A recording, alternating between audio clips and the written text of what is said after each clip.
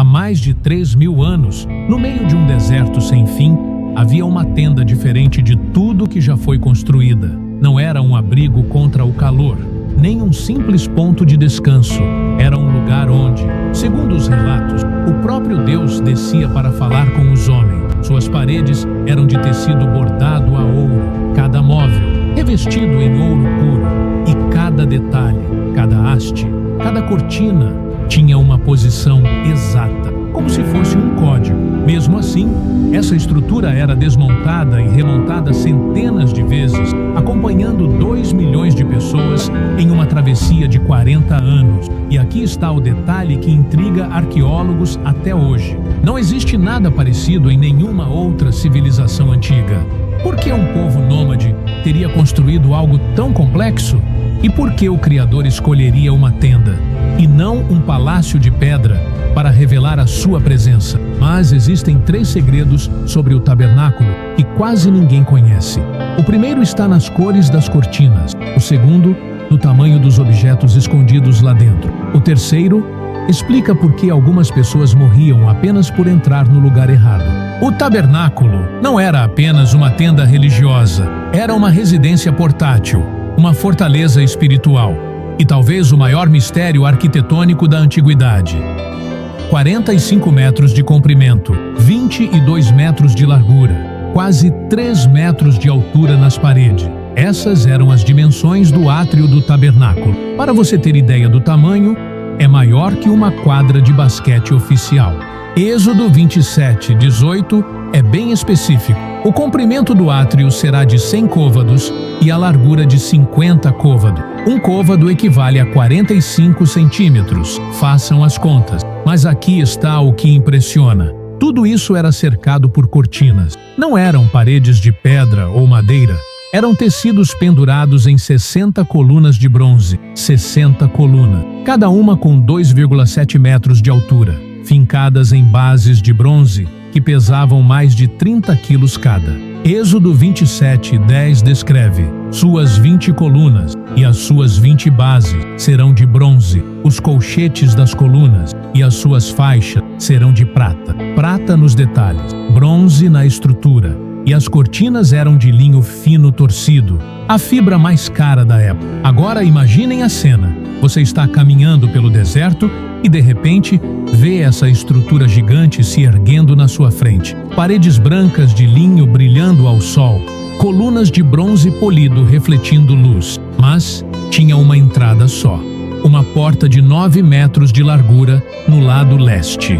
Por que só uma entrada numa estrutura tão grande? Por que não facilitaram o acesso? A resposta está nas cores da cortina da porta. Êxodo 27:16. Lista: azul, púrpura, carmesim e linho fino torcido. 4 cores específicas. Não eram escolhas decorativas. Cada cor custava uma fortuna. Púrpura vinha de conchas do mar Mediterrâneo. Precisavam de milhares de conchas para atingir 1 metro de tecido. Carmesim vinha de insetos raros. Azul vinha de plantas específicas. Mas por que gastar tanto dinheiro numa porta? Por que não usar cores simples? Porque essas cores tinham significado. Representavam algo que quem entrava precisava entender antes de pisar lá dentro. E quando você passava por essa porta, cara, a primeira coisa que via era ainda mais impressionante. No centro do átrio, um altar de bronze de 2,2 metros de cada lado e 1,3 metros de altura. Êxodo 27:1 diz que era quadrado e oco. Oco por dentro, mas revestido de bronze por fora. Era ali que aconteciam os sacrifícios, todo dia, manhã e tarde, sem parar. O altar ficava numa posição específica, entre a porta e a tenda do tabernáculo propriamente dita. Ninguém chegava perto da casa de Deus sem passar primeiro pelo altar. Você não podia simplesmente entrar e sair. Tinha que oferecer alguma coisa. Tinha que reconhecer que não merecia estar ali. Atrás do altar ficava uma pia de bronze. Êxodo 30:18 explica que era para lavar. Os sacerdotes lavavam mãos e pés antes de entrar na tenda. Purificação obrigatória. Não era opcional. E só então você via a estrutura principal. A tenda do tabernáculo, 45 tábuas de madeira de acácia revestidas de ouro puro, cada tábua com 4,5 metros de altura. Imaginem o reflexo do sol nessas paredes douradas, o brilho que dava para ver de longe, mas o que realmente chamava a atenção eram as cortinas de cobertura, 4 camadas diferentes. A primeira, de linho bordado com querubins. A segunda, de pelos de cabras. A terceira, de peles de carneiros tingidas de vermelho. A quarta, de peles de texugo. Por que 4 camadas? Por que essa proteção toda? Porque lá dentro havia algo que não podia ser molhado pela chuva, queimado pelo sol ou danificado pelo vento. Algo tão valioso que justificava toda essa proteção elaborada. Algo que você só descobria quando entrava na primeira sala da tenda. Arão entrava numa sala onde nunca anoitecia. 7 lâmpadas queimavam continuamente, lançando sombras douradas nas paredes revestidas de metal precioso. Esta era a primeira divisão interna do tabernáculo, o lugar santo, um ambiente de 9 metros de comprimento por 4,5 de largura, onde apenas os sacerdotes podiam entrar. As paredes eram tábuas de madeira de acácia cobertas com lâminas de ouro. Êxodo 26:29 especifica: e cobrirás as tábuas de ouro. O reflexo das lâmpadas criava um ambiente dourado que nunca ficava na penumbra. Do lado esquerdo ficava o objeto mais elaborado de toda a mobília sagrada, o candelabro de 7 braços. Êxodo 25:31 ordena sua construção. Farás também um castiçal de ouro puro, de ouro batido se fará este castiçal. Não era fundido, era batido, martelado de um único bloco de metal. Êxodo 25:39 revela o peso. De 1 talento de ouro puro o farás com todos estes utensílios, 34 quilos trabalhados à mão. Cada braço terminava numa lâmpada moldada como flor de amendoeira. Êxodo 25:33 descreve os detalhes. Em um braço haverá 3 copos feitos como flores de amendoeira, com um botão e uma flor. 7 chamas alimentadas por azeite puro batido de oliveiras. Levítico 24:2 estabelece o combustível, azeite puro de oliveiras, batido para o candelabro, para fazer arder as lâmpadas continuamente, sem interrupção. Durante décadas no deserto, do lado oposto, uma mesa também revestida de ouro sustentava 12 pães dispostos em 2 fileiras. Levítico 24:6 explica a organização. E os porás em 2 fileiras, 6 em cada fileira, sobre a mesa pura diante do Senhor. 12 pães representando as 12 tribos, trocados a cada sábado, mas os anteriores permaneciam frescos, mesmo depois de uma semana no calor do deserto. Os sacerdotes comiam esses pães sem problema algum. Levítico 24:9 confirma: pertencerá a Arão e a seus filhos, que os comerão no lugar santo, porque coisa santíssima é para ele. Entre a mesa e o candelabro, um altar menor ocupava o centro da sala. Êxodo 30:1 determina sua função. Farás também um altar para queimar incenso. De madeira de acácia o farás, 45 centímetros de lado, revestido de ouro. 2 vezes por dia, Arão queimava incenso especial nesse altar. Êxodo 30:34 lista os ingredientes. Toma especiarias aromáticas, estoraque, iônica e gálbano. Estas especiarias aromáticas e o incenso puro. Uma mistura que só podia ser preparada para uso sagrado. Êxodo 30:37 proíbe sua reprodução. Não fareis para vós outros segundo a sua composição. Coisa santa será para ti diante do Senhor. A fumaça subia direto para o teto, onde querubins bordados observavam cada movimento dos sacerdotes. Luz perpétua, pão que não estragava, incenso exclusivo, tudo funcionando em perfeita sincronia numa sala sem janelas, no meio do deserto. Mas por que tanta precisão? Porque cada detalhe era questão de obediência absoluta. Porque do outro lado da cortina do fundo acontecia algo que exigia preparação perfeita. O sumo sacerdote amarrava uma corda no próprio tornozelo antes de entrar. Se ele morresse lá dentro, os outros sacerdotes puxariam o corpo pela corda. Ninguém mais podia entrar para buscá-lo. Levítico 16:2 explica o perigo. Fala a Arão, teu irmão, que não entre no santuário em todo o tempo, para dentro do véu, diante do propiciatório que está sobre a arca, para que não morra, uma vez por ano, um homem apenas. Qualquer desvio dessa regra resultava em morte instantânea. A cortina que separava o lugar santo do compartimento final era uma obra de arte têxtil. Êxodo 26:31 detalha sua confecção. Farás também um véu de azul, púrpura, carmesim e linho fino torcido, com querubins. Se fará de obra esmerada. Figuras celestiais bordadas com fios de metal precioso guardavam a entrada. Não eram apenas decoração.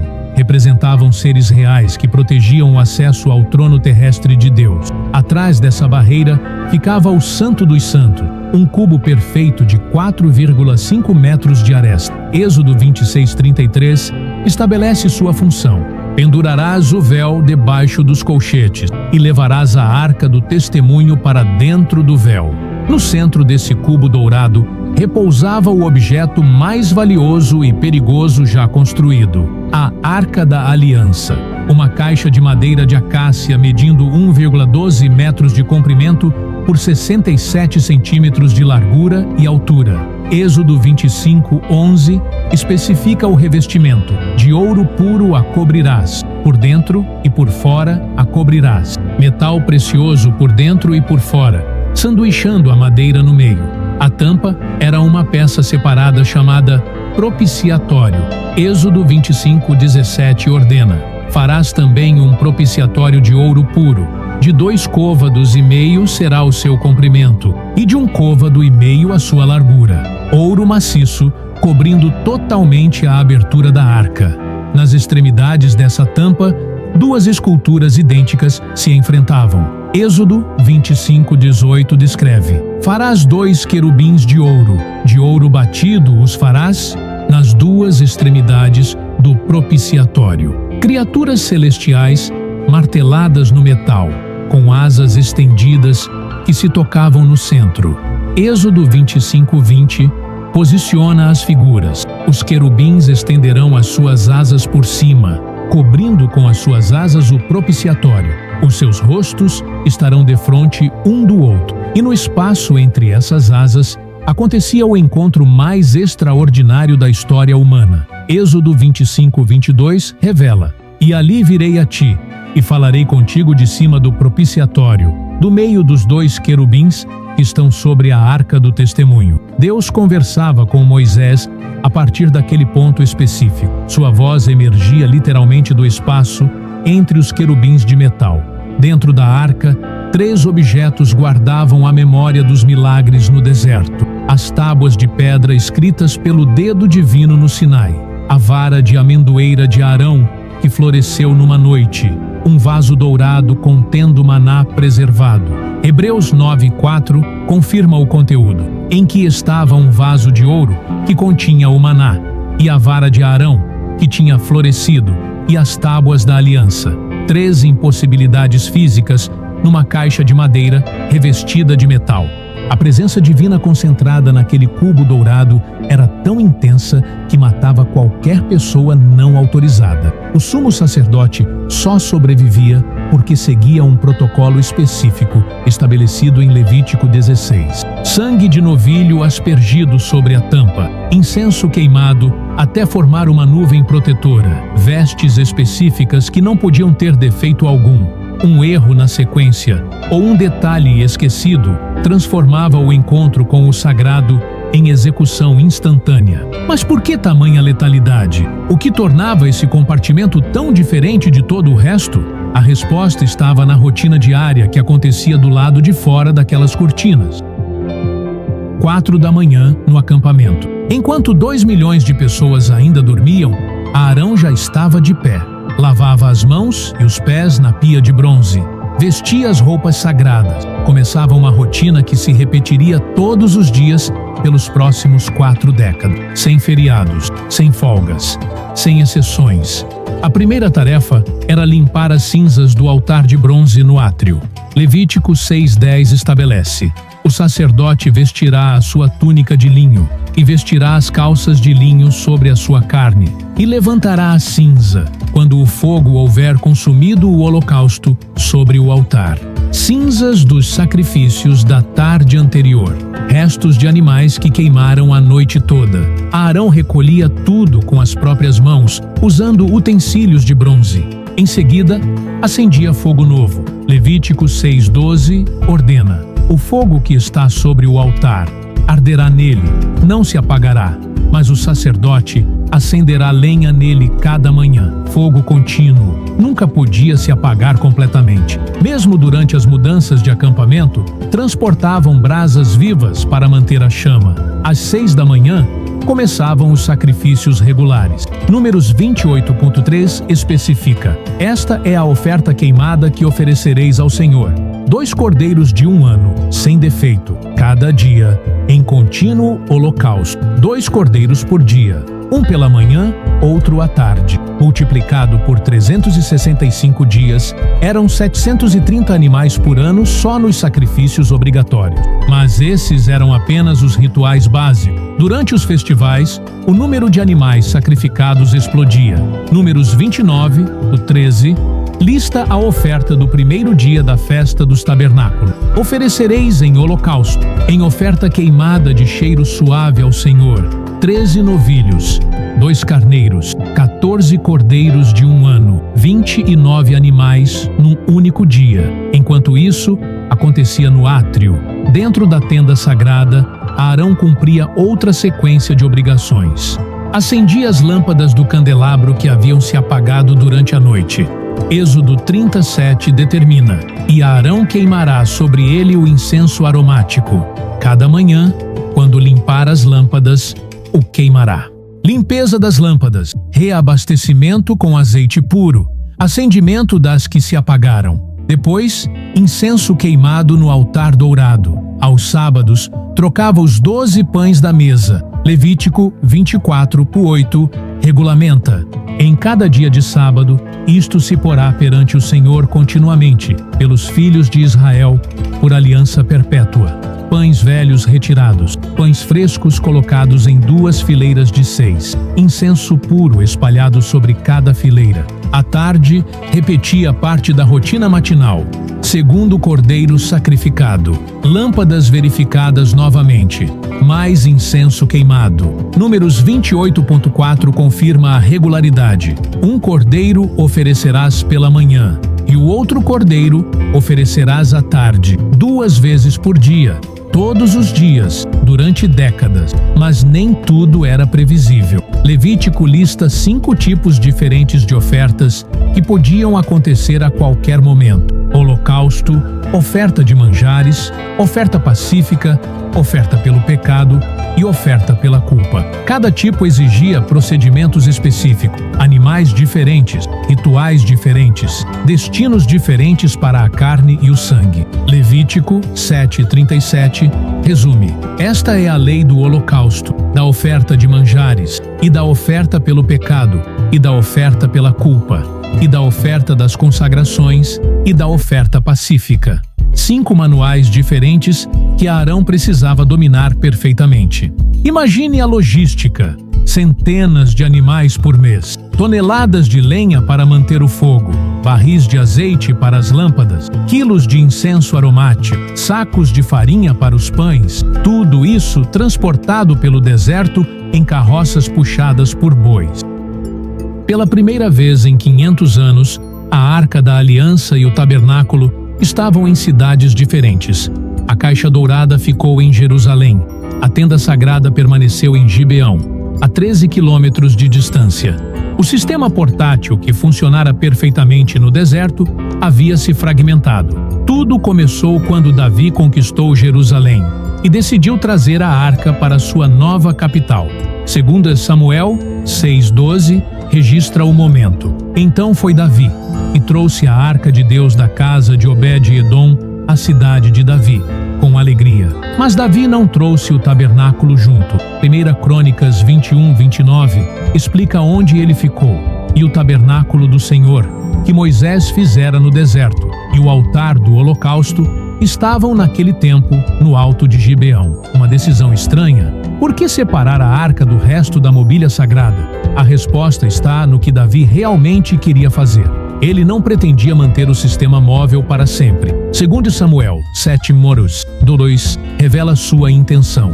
Disse o rei ao profeta Natã: Eis que eu moro em casa de cedro, e a arca de Deus mora dentro de cortinas. Davi queria construir uma casa permanente para Deus, um templo de pedra que substituísse a tenda de tecido. A princípio, Natã aprovou a ideia. Segundo Samuel 7:3 registra a resposta inicial. E disse Natã ao rei: Vai, faze tudo quanto está no teu coração, porque o Senhor é contigo. Mas naquela mesma noite, Deus mudou a resposta. Segundo Samuel 7:5 traz a mensagem divina: Vai e dize a meu servo Davi: Assim diz o Senhor: Edificar-me-ás tu uma casa para minha habitação? A pergunta era retórica. A resposta era não. 1 Crônicas 22:8 explica o motivo da recusa. Porém, a palavra do Senhor veio sobre mim, dizendo: Tu derramaste sangue em abundância e fizeste grandes guerras. Não edificarás casa ao meu nome, porque em muito sangue derramaste na terra, perante mim. Davi era um guerreiro. Havia matado milhares de inimigos. Suas mãos estavam sujas de sangue humano. O templo precisava ser construído por alguém pacífico. Na Crônicas 22:9 identifica essa pessoa: Eis que o filho que te nascer será homem de repouso, porque repouso lhe hei de dar de todos os seus inimigos em redor. Portanto, Salomão será o seu nome, e paz e descanso darei a Israel nos seus dias. Salomão, o filho que construiria a casa permanente de Deus. Mas Davi não ficou de braços cruzados. 1 Crônicas 22:5 mostra sua preparação. E disse Davi: Salomão, meu filho, ainda é moço e tenro, e a casa que se há de edificar para o Senhor deve ser magnífica em excelência, para nome e glória em todas as terras. Agora, pois, eu lhe prepararei materiais. Davi juntou os materiais. 1 Crônicas 22:14 lista a quantidade. Eis que na minha aflição preparei para a casa do Senhor 100.000 talentos de ouro e 1.000.000 de talentos de prata, 3.400 toneladas de ouro, 34.000 toneladas de prata, riqueza suficiente para construir o edifício mais caro da história antiga. Quando Salomão finalmente construiu o templo, o primeiro ato foi reunificar tudo que havia sido separado.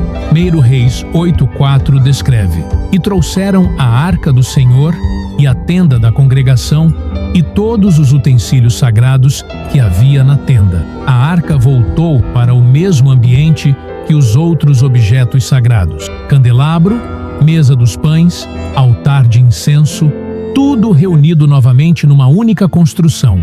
Mas agora era diferente. 1 Reis 6:2 dá as dimensões do novo edifício. E a casa que o rei Salomão edificou ao Senhor era de 60 côvados de comprimento, e de 20 côvados de largura, e de 30 côvados de altura, 27 metros de comprimento, 9 metros de largura, 13,5 metros de altura, 3 vezes maior que o tabernáculo original, feito de pedra, cedro e ouro, permanente, imóvel, magnífico. O tabernáculo havia cumprido sua função. Acompanhou o povo na jornada do deserto até a terra prometida. Agora que tinham um lar permanente, Deus também queria uma casa permanente. A era da mobilidade havia terminado. A era da estabilidade começava.